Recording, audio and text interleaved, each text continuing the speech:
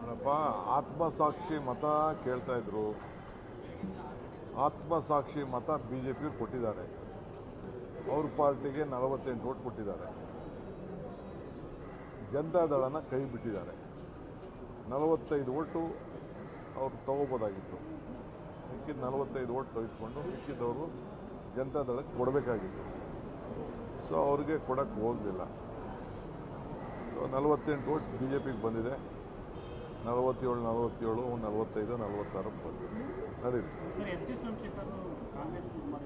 ಅದು ಅವ್ರು ಕೇಳಬೇಕು, ಬಿಜೆಪಿಯವ್ರು ಕೇಳಬೇಕು. ನಮ್ಗೇನು ಗೊತ್ತು?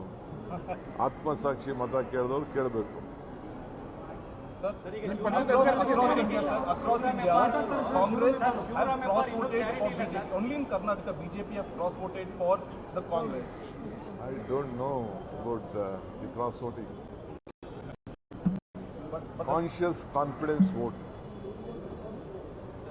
Congress, BJP was very much confident, saying that. It is not the BJP, it is the Janata Dal which wanted and fielded the vote. It is not the BJP. I don't know why Janata Dal.